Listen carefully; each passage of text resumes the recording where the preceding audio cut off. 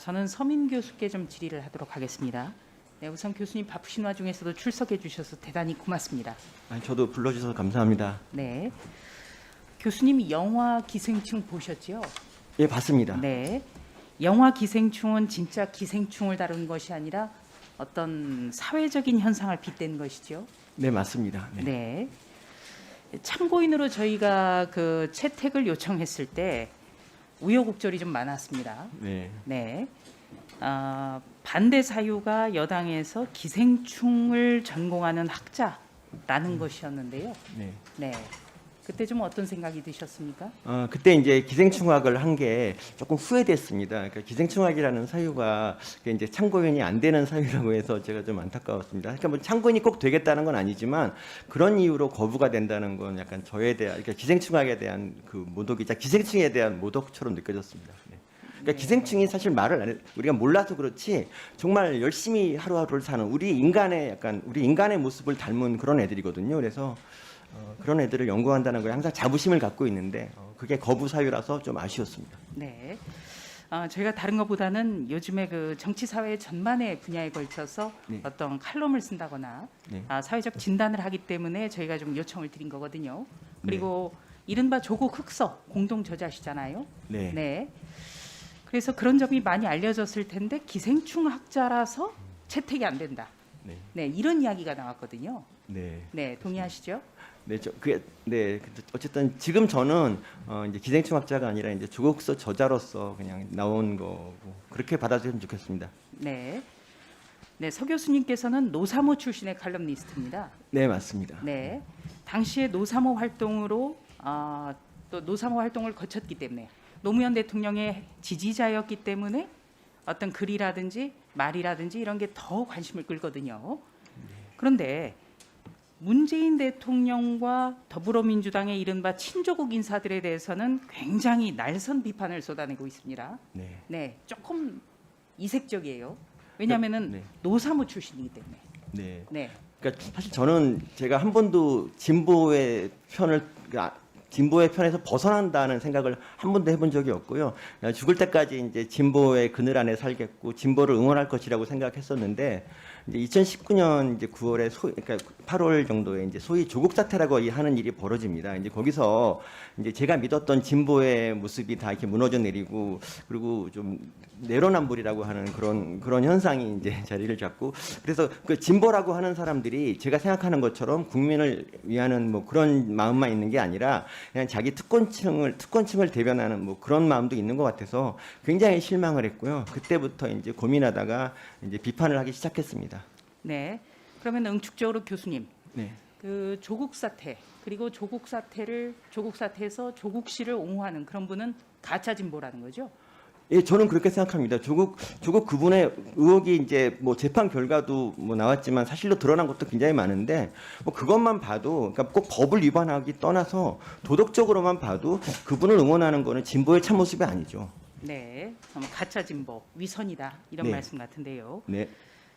자, 노사모 출신입니다. 노무현 대통령과 문재인 대통령 차이가 좀 크다고 봐야 되겠네요.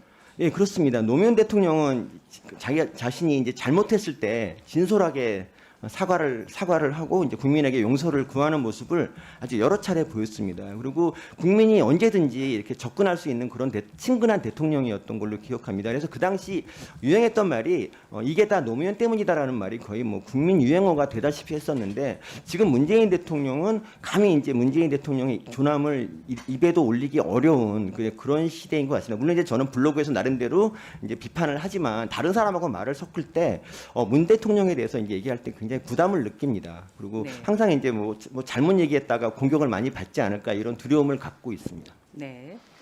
조금 전에 노무현 대통령은 잘못을 잘못이라고 인정했다 이렇게 말씀하셨어요. 저도 지금 기억에 남는 게 나를 버려주십시오 이렇게까지 표현하셨지 않습니까? 네. 그러면은 문재인 대통령은 잘못을 인정하지 않는다 이런 이야기가 되겠네요. 뭐 예를 들어서 뭐 좀 그렇지만 얼마 전에 그 방역 이제 그 전직 참모분들하고 이제 거기 뭐 모임을 가졌지 않습니까? 이제 그래서 5명이 이제 5명이 모였는데 어쨌든 그게 어떻게 보면 이제 방역수칙 위반이 될 수 있잖아요. 그래서 그냥 그럴 때 대통령께서 흔쾌히 내가 잘못했다 하고 이제 범칙금 10만 원을 냈으면 어땠을까? 그러면 이제 그걸 바라보는 국민들도 대통령께서 저렇게 수칙을 잘 지키는데 우리도 잘 지켜야겠다 이런 마음을 가지고 더 이제 코로나를 더 잘 열심히 견딜 텐데 대통령은 이제 뭐 공인이니까 이제 빠진다 이렇게 돼버려서 그게 이제 그렇게 되면 나는 진짜 지켜야 되나 이런 생각이 들지 않겠습니까? 이런 거는 그러니까 이런 작은 것들은 좀 사과를 하고 가셨으면 얼마나 좋았을까 생각하는데 사실 별로 이렇게 사과한 적이 없으신 것 같아요. 그러니까 지지율이 떨어졌을 때만 좀 이렇게 사과를 하시는 것 같아서 그냥 좀 그게 좀 많이 아쉽습니다. 네. 네. 교수님 조금 전에 이런 말씀도 하셨습니다. 말을 할 때나 글을 쓸 때 비판을 하게 되면 뭔가 오지 않을까라는 두려움도 있는 것 같다. 사람들이. 이거는 과거의 우리나라의 권위주의 정권 그 시절 그 모습 아닙니까? 예, 맞습니다. 그러니까 제가 그 박근혜 정부 시절에 이제 박근혜 정부를 이제 비판하는 칼럼을 많이 썼었는데 그때 글을 잘못 쓰면 이제 잡혀갈지도 모른다는 두려움 때문에 이제 돌려각이라고 이제 비판하는 척, 그러니까 칭찬하는 척하면서 이제 욕하는 그런 칼럼을 많이 썼거든요. 근데 뭐 지금도 이제 그런 칼럼을 거의 쓰고 있습니다. 네. 자, 서민 교수님이 지금 말씀을 종합을 해보면 아마도 문재인표 검찰 개혁 그리고 조국 사건 때문에 문 대통령에 대한 날선 비판을 하고 있다. 이렇게 압축할 수가 있습니다. 예, 맞습니다. 네, 이거 한 가지하고 그다음에 이 지금 법사위에서도 아마 교수님 글 때문에 좀 일종의 마음의 상처받는 분도 있을 거예요. 네, 이 자리에 오셔가지고도 과연 조금 마주보고 이야기하시는 게 쉬울까? 저는 그런 생각도 좀 해봤는데요. 네. 네, 그분에 대해서도 꼭 하고 싶은 말이 있으면 좀 해주시고요. 예. 그리고 또 한 가지는 이번 검찰총장 인선에 대해서는 어떻게 평가하시는지. 네, 세 가지를 좀 여쭤보겠습니다. 첫 번째가 뭐죠? 네. 그새 까먹었네요. 우선 문재인표 검찰 개혁과 조국 사태 때문에 문 대통령에 대한 강도 높은 비판을 하고 있다고 본다. 네, 맞습니다.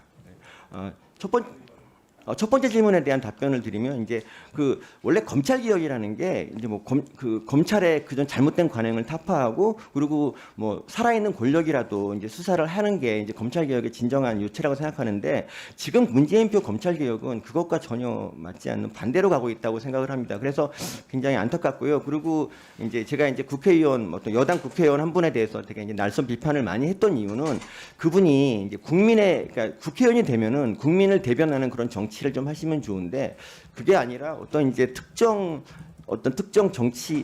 세력을 위한 그런 정치를 한다. 이제 그런 것이 너무 안타깝고 그분이 또 나이도 젊은 분이기 때문에 앞으로 이제 재선, 3선 뭐 하고 그러려면 조금 좀 생각을 좀 해주시면 좋겠다 이런 마음으로 이제 그 비판을 한 것이지 뭐 미워해서 그런 게 아니라 애정 있는 비판이었고요.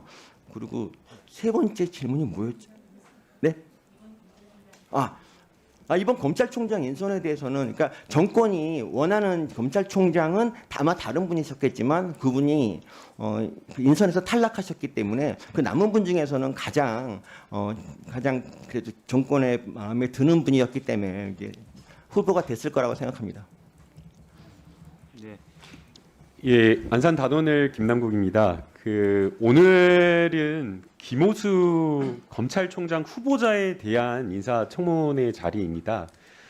이 자리에 어렵게 시간을 내서 와주신 뭐 김필성 변호사님이나 서민 교수님이나 전부 다 후보자 검증과 관련된 내용을 답변하고 문답하려고 나온 것으로 알고 있는데요.